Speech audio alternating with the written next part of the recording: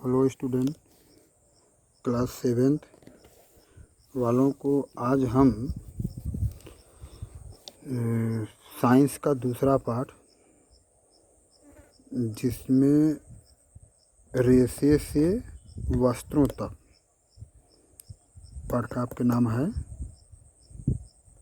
वस्त्रों के निर्माण तक, इस पाठ के बारे में हम बताएंगे। तो जैसा कि हम जानते हैं कि मानव जो है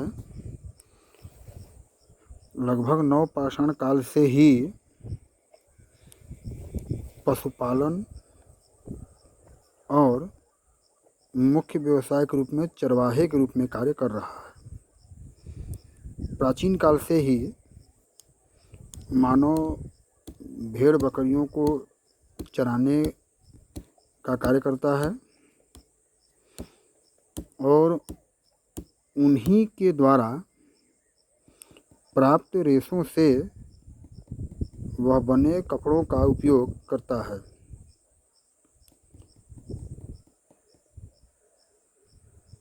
जब यूरोप में बाड़ाबंदी अधिनियम लागू किया गया, उसके बाद इस क्षेत्र में व्यापक वृद्धि हुई और ऊनी वस्त्रों का विकास एक व्यापारिक रूप में विकसित हो पाया।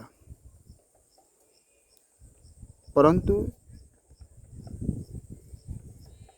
भारत में तथा विश्व के अनेक देशों में यह प्राचीन काल से ही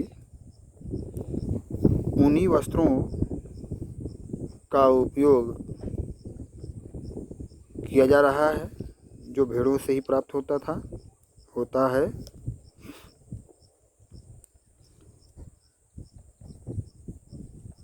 हमारे यहाँ विशेषकर जो चरवाहा जनजातियाँ हैं, वह भेड़ बकरियों का विशेष पालन करते हैं और उनका मुख्य व्यवसाय ही बकरी पालन और भेड़ पालन है। जैसे गुज्जर और बकरवाल जनजातियाँ जिसमें प्रमुख हैं, ये सभी जनजातियाँ जंगलों में भेड़ बकरियों को चराते हैं और उन्हीं के द्वारा जो रेशे तैयार होते हैं, रोएं होते हैं, जो उन्हीं से ऊन बनाकर ऊनी वस्त्र तैयार करते हैं। इसमें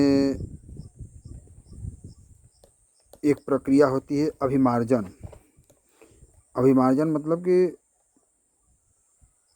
ऊनी वस्त्र बनाने की प्राथमिक क्रिया है, जिसमें भेड़ के ऊन की कटाई होती है, भेड़ के जो रेशे हैं उनकी कटाई होती है और उनको अच्छी तरीके से धोया जाता है। इसी को ही हम अभिमार्जन कहते हैं। दूसरा चरण होता है छटाई अभिमार्जन, यानी जो रेशे मुलायम होते हैं, चमकदार होते हैं, उनको हम अलग कर लेते हैं। प्रायः काले, भूरे और सफ़ेद रंगों की भेड़ें होती हैं, तो उनके रेशे भी उसी रंग के होते हैं। परंतु आज आधुनिक काल में कृत्रिम यंत्रों द्वारा उनके रेशों की विभिन्न रंगों में रंगाई की जाती है।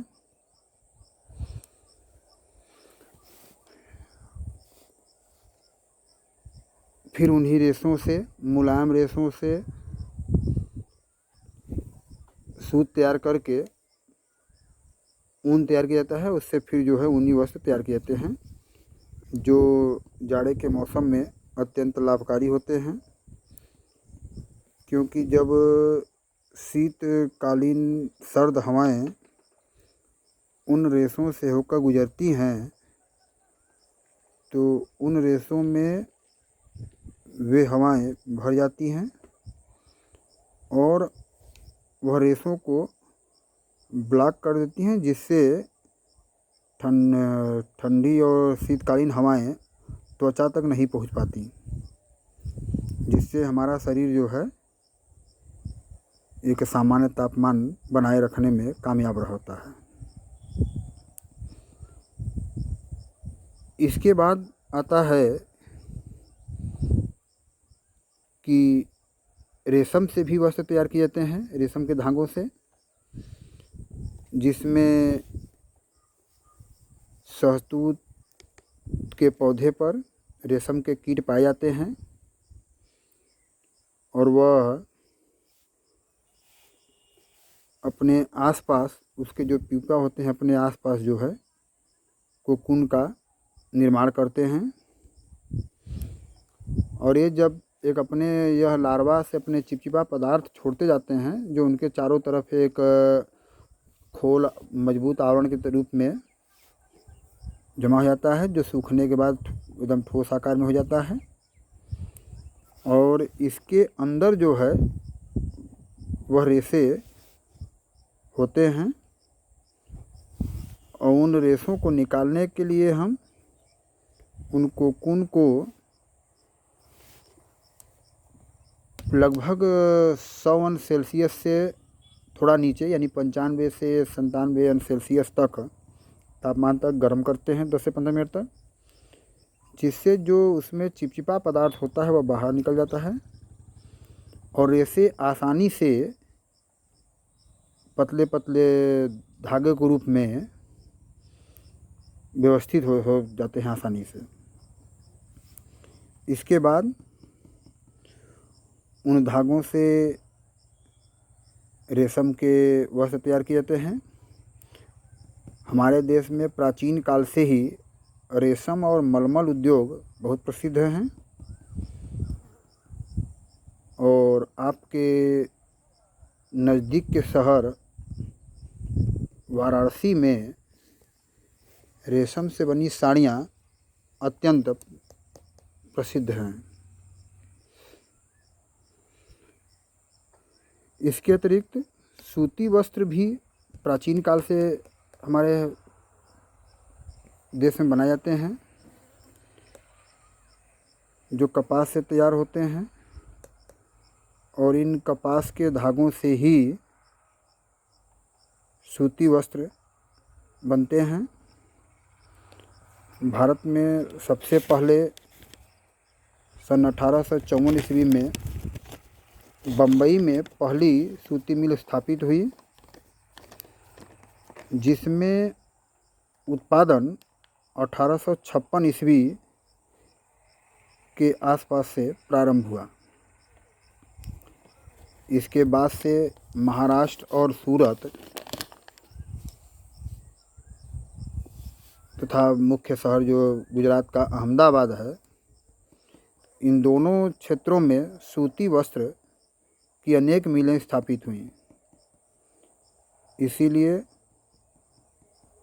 अहमदाबाद को मैनचेस्टर भारत का कहा जाता है, क्योंकि विश्व का पहला ऐसा शहर मैनचेस्टर था जहां आधुनिक मशीनों के द्वारा वस्त्रों के निर्माण में एक व्यापक और व्यवस्थित गति प्रदान की गई। तो इस पाठ के अन्य प्रश्न जो है आपको भेज दिया गया है, आप उसे देख लीजिएगा और जो न समझ में आए वह पुनः हमसे पूछ लीजिएगा। धन्यवाद।